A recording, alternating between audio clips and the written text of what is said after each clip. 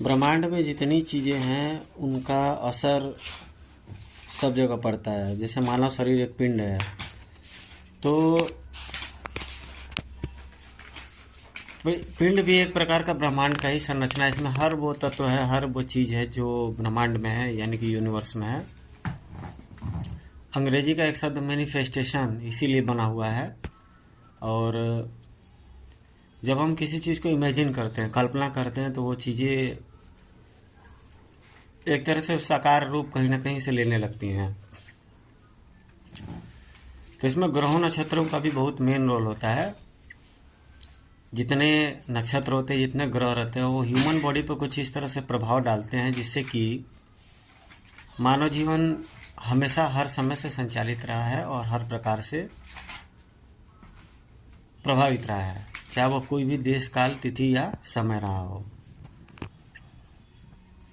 Western जो बड़े बड़े इस तरह से लर्नेड पीपल हुए, जैसे नास्त्रोदामस वगैरह हुए, फिर जाके बहुत बड़े बड़े लोग, तो उनकी भी जो प्रेडिक्शन वगैरह थी वो कुछ कुछ इसी पद्धति और इसी चीज़ों पर आधारित थी। और हमारे अभी वह वरामिहिर हुए हैं, आर्यभट्ट हुए हैं, और वो राजा साहब का जंतर मंतर वगैरह हुआ। तो कुछ ऐसी संरचनाएं बनी हुई जिसके बारे में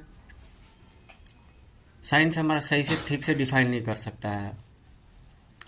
तो हालांकि हर चीज़ में एक रीज़न खोजना, एक तर्क खोजना, ये कोई आवश्यक नहीं है कि हर चीज़ों में हम तर्क खोजें और रीज़न खोजें, और हर चीज़ को मैथमेटिक्स के नियमों पर और साइंस के नियमों में बांधा नहीं जा सकता है। कुछ चीज़ों के ऐसे नियम हैं जो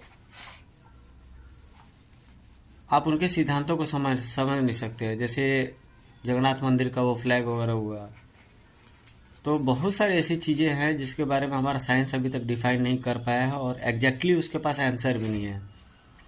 उन सभी चीज़ों को या तो हम मिस्टीरियस नाम दे करके फाइल बंद कर देते हैं, या फिर भगवान की देन, या फिर कोई चीज़ रीजन हम लोग खोजने का प्रयास नहीं करते। कारण, जेन्युइन कारण ये है कि नेचर जो है उसका अद्भुत, मतलब यूनिवर्स का जो एक